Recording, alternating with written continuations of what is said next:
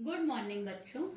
आज हम सीखने जा रहे हैं प्रमेय 1.2 अंक गणित की आधारभूत प्रमेय। इस प्रमेय को आप समझ लें पहले, फिर इस पर आधारित जो क्वेश्चन है वो एक्सरसाइज 1.2 में है।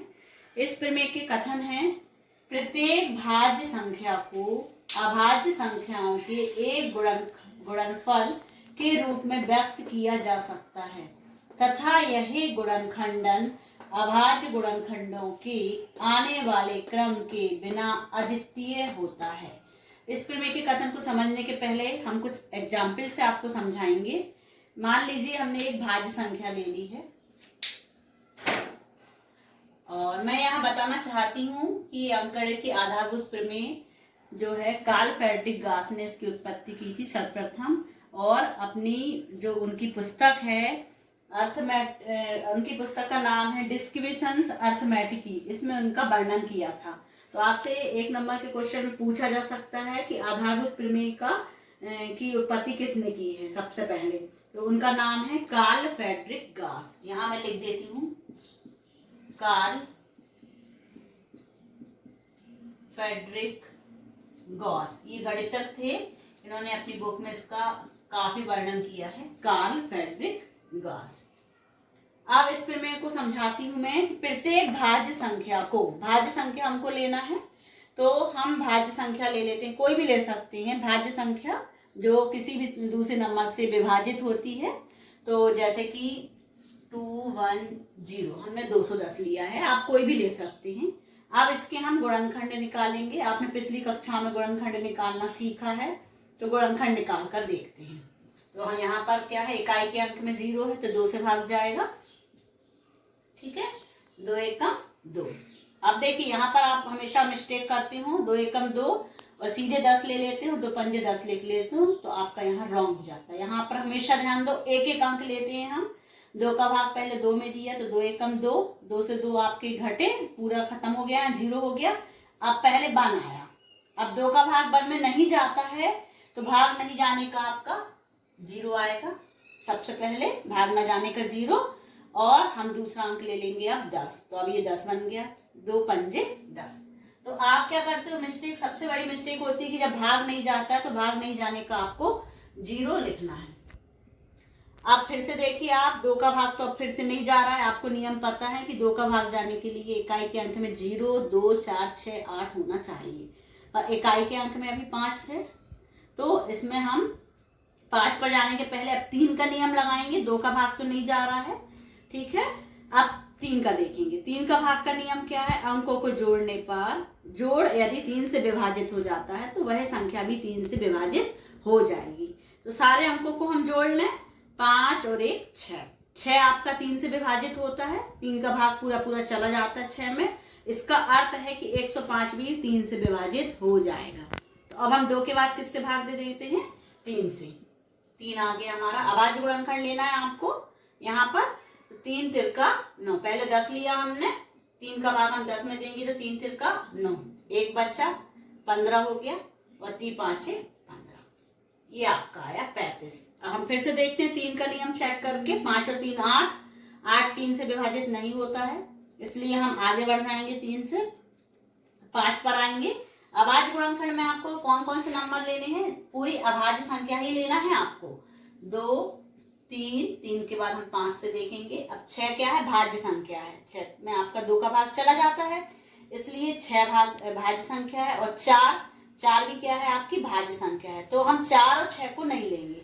2 के बाद 3 देखेंगे, 3 के बाद सीधे 5 पर आएंगे, 5 के बाद सीधे 7 पर आएंगे, इसके बाद 11 पर, इस पर 13, 15 आपकी क्या है, विषम जरूर है लेकिन ये भाज्य संख्या है तो इसको हमको नहीं लेना है।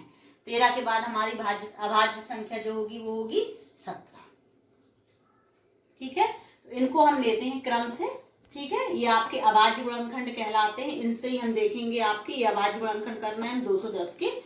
तो अब 2 का भाग नहीं जा रहा है इसमें, देखिए 3 का भी नहीं जा रहा है। अब 5 देखिए, इकाई के अंक में 5 और 0 हो। 5 का नियम क्या है, यदि किसी संख्या के इकाई के अंक में 5 हो या 0 हो तो उस संख्या में 5 का भाग जाता है। तो इकाई के अंक में आप देख रहे हैं 5 है, तो इसमें किसका भाग जाएगा, 5 का, ठीक। 5 का भाग दे देते हैं, 7 बार गया, 5 7 35, ठीक है, अब 7 बचा यहाँ पर, 7 में किसका भाग जाएगा, 7 का ही जाएगा, 7 एकम 7। इस प्रकार से हमने 210 के अभाज्य गुणनखंड निकाल लिए, जो कि आपको आता है, आप सीख चुके हैं पहले, फिर भी एक बार हमने रिवीजन करा दिया है कि सबसे पहले 2 देखेंगे हम, 2 के बाद 3 से देखें, 3 का नहीं जाता तो 5 से, फिर 7 से, और आगे और होता तो हम 11, 13, 17 ऐसे क्रमशः अभाज्य जो नंबर आते, अभाज्य संख्या आती, उससे देख के करते जाएंगे, गुणनखंड निकालते जाएंगे। अब हम देखते हैं 210 की गुणनखंड हम लिख लेते हैं 2 × 3 × 5 × 7।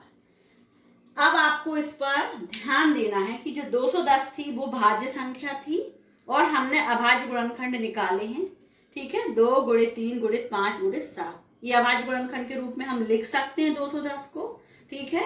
तो आपकी जो अंकगणित की आधारभूत प्रमेय यह कहती है कि प्रत्येक भाज्य संख्या को, अभी हमने 210 ली थी, आप कोई भी भाज्य संख्या लेंगे और उसके अभाज्य गुणनखंड निकाल कर देखिए कि आप इस तरीके से लिख पा रहे हैं कि नहीं। तो प्रत्येक भाज्य संख्या को अभाज्य संख्याओं के एक गुणनफल के रूप में व्यक्त किया जा सकता है। तो हम कर पा रहे हैं व्यक्त, अभाज्य संख्या है ये, तो प्रत्येक भाज्य संख्या को अभाज्य संख्याओं के, ये पूरी अभाज्य संख्या है, और अभाज्य संख्याओं के एक गुणनफल के रूप में व्यक्त किया जा सकता है। उसके बाद लिखा है कि तथा यह गुणनखंडन, ये आपका गुणनखंडन कहलाएगा, यह गुणनखंडन अभाज्य गुणनखंडों के आने वाले क्रम के बिना अद्वितीय होता है। उन्होंने एक लाइन यहाँ पर स्पष्ट की है कि जो गुणनखंडन है वो अभाज्य गुणनखंडों के आने वाले क्रम के बिना, हम यदि क्रम ना देखें, मान लीजिए पहले हमने 2 का दीजिए, आप कभी ऐसा कर सकते हो कि 2 के बाद सीधे 5 पर आ जाते हैं, और यदि 3 से नहीं देते हैं बीच में, 5 के बाद 3 पर आ जाते हैं, 3 के बाद 7 पर, तो आपका क्रम जो होगा वो आगे पीछे हो सकता है। हमने एक क्रम से दिया था तो हमारे पास कौन कौन से नंबर आए हैं, 2 × 3 × 5 × 7। यदि आप क्रम से नहीं देंगे और आप इसका गुणनखंड करेंगे तब भी आपके पास यही नंबर आएंगे। हो सकता है आपका क्रम चेंज हो जाए, 2 के बाद आपका 5 आ जाए, 5 के बाद 3 आ जाए, 3 के बाद 7 आ जाए, लेकिन आएंगे आपकी यही नंबर, ठीक है। इसके अलावा आप जब भी 210 का निकालेंगे, इन नंबर के अलावा आपको दूसरी अभाज्य संख्या नहीं मिलेगी। इसका अर्थ है कि ये कहना चाहती है प्रमेय कि जो ये गुणनखंडन है अभाज्य गुणनखंडों के आने वाले क्रम के बिना, क्रम को हम छोड़ दें, इग्नोर कर दें, तो ये जो गुणनखंडन है वो अद्वितीय होता है। अद्वितीय होता है का अर्थ है कि आपको यही नंबर मिलेंगे, इसके अलावा आपको दूसरे नंबर नहीं मिलेंगे। तो आपकी इस प्रकार से अंकगणित की आधारभूत प्रमेय हो गई है कि प्रत्येक भाज्य संख्या को अभाज्य संख्याओं के एक गुणनफल के रूप में व्यक्त किया जा सकता है, कर पा रहे हैं हम, तथा यह गुणनखंडन अभाज्य गुणनखंडों के आने वाले क्रम के बिना अद्वितीय होता है, ठीक है। आप और भी नंबर लिखिए, और मैं होमवर्क देना चाहती हूँ, इनके आप गुणनखंडन निकालेंगे, कोई भी नंबर ले लीजिए, उदाहरण में आपको अब करके देखना है। कोई भाज्य संख्या हम ले लेते हैं 32,760, इसका आप गुणनखंडन निकालिए और हमको बताइए कि आपका यह गुणनखंडन अभाज्य गुणनखंडों के रूप में लिख पा रहे हैं कि नहीं। और आप ये देखिएगा कि जो क्रम होगा वो आगे पीछे हो सकता है, लेकिन वो अद्वितीय होता है। तो एक बात आप अच्छे से समझ लें, इस प्रमेय का कथन भी आपको याद करना है, 2 नंबर में लिखने के लिए आ सकता है ये। और आप इसको फिर से एक बार ध्यान से समझ लें कि एक दी हुई भाज्य संख्या को अभाज्य संख्याओं के एक गुणनफल के रूप में व्यक्त किया जा सकता है, और यह गुणनखंडन अद्वितीय प्रकार का होता है, ठीक है। और इसके साथ ही कुछ और क्वेश्चंस मैं देना चाहती हूं आपको, आप कर देखिए। एक्सरसाइज 1.2 का क्वेश्चन नंबर 1 जो है, क्वेश्चन नंबर 1 में कहा गया है कि निम्नलिखित संख्याओं को अभाज्य गुणनखंडों के गुणनफल के रूप में व्यक्त कीजिए। संख्याएं आप लिख लीजिए 140, इनके आपको अभाज्य गुणनखंड निकालना है। तो इसी प्रकार से 140 सेकेंड में है 156, थर्ड नंबर में आप लिखिए 3825, क्वेश्चन नंबर 4